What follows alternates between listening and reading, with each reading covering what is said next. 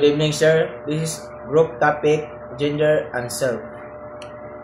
Introductions. Gender plays a significant role in shaping our sense to self. It's important to distinguish between six biological characteristics and gender society, characters, roles, behaviors, and expressions and identities of individuals.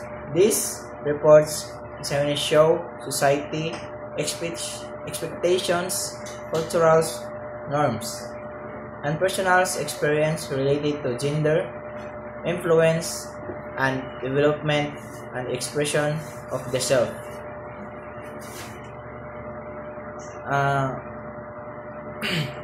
Malaki ang epekto ng kasarian sa ating kakailanlan. Mahalaga malaman ang pagkakaiba ng six katawan at kasarian gawin na at papel at lipunan.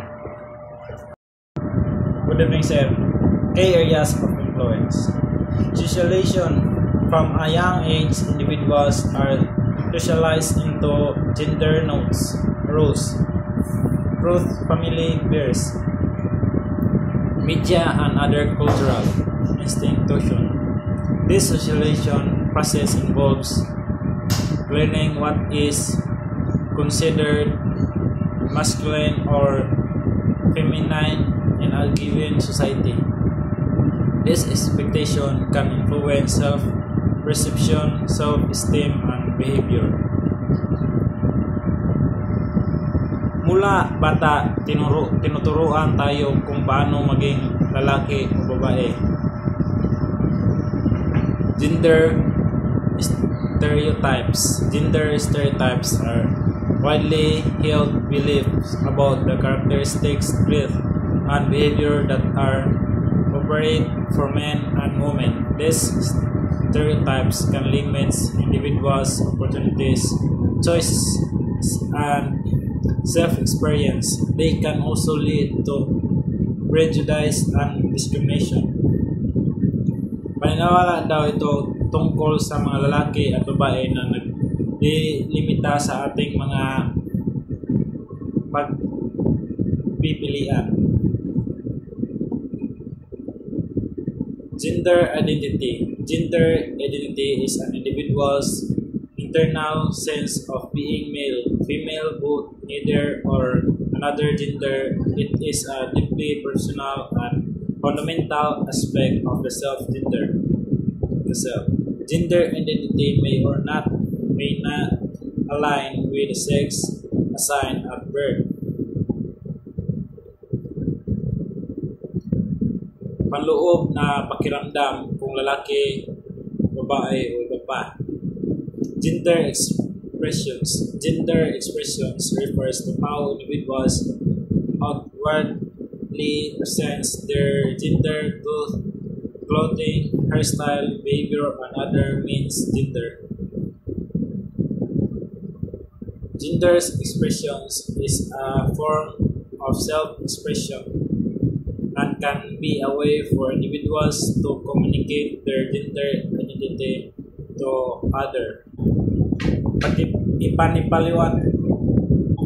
Ipinipaliwanag ng ulat ang mga konsepto, ang pagkakalilanlan, pangkasarian, panloob na pagkiramdam ng isang individual at ekspresyon ng kasarian.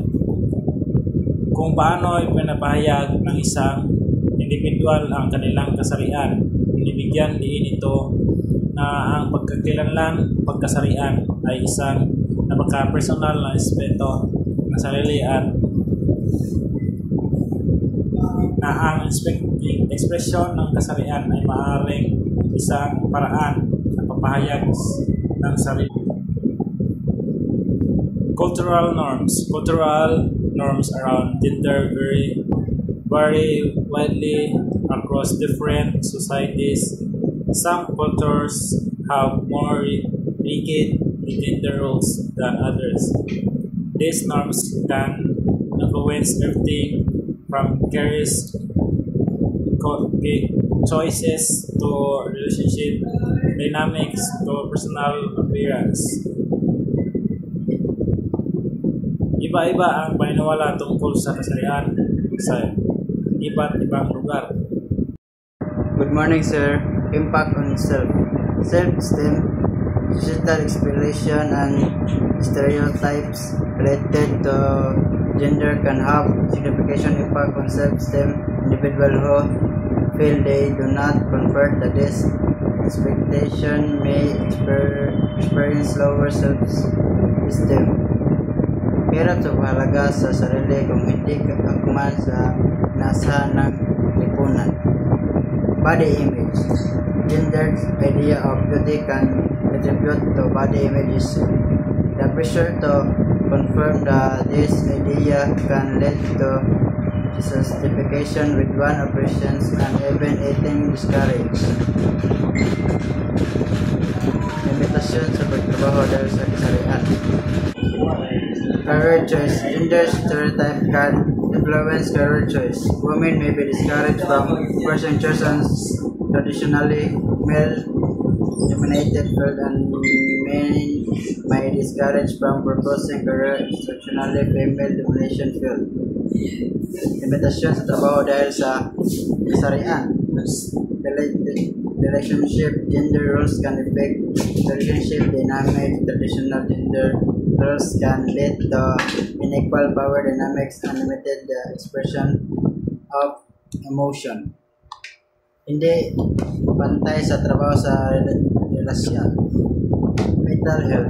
Research suggests that individuals who experience gender-based discrimination or who do not conform to gender form may be at higher risk for mental health problems such as anxiety and depression.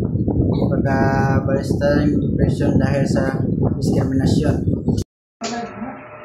Beyond the binary, it's important to recognize that gender is not simply a binary term, enabling many individuals identify as transgender, non-binary, genderqueer, or another gender identify that fall out of that traditional binary. These individuals often face unique challenge in navigating a society that is largely structured around the gender binary. Binibigyan din ng ulat na ang kasarian ay hindi lamang isang binaryo lalaki-babae. Kinikilala ito ng pag-iral ng mga individual na gender non-binary at genderqueer na nag-highlight ng mga natatanging hamon na nakaharap nila sa isang lipunan. Gender is a powerful social and temporal or sense of ourselves in profound ways. Understanding the impact of gender on the self is essential for promoting gender equality and stereotypes and building a more inclusive society where all individuals can express themselves authentically. Nagtatapos ang ulat sa pagbibigay din ng unawa sa epekto ng kasarian sa sarili ay mahalaga para sa pagsulong ng pagkakapantay-pantayan ng kasarian, hamon sa mga nagtatapos sa mga at paglikha ng isang mas inclusive lipunan kung saan maaaring ipahayag ng individual ang kanilang sarili ng tunay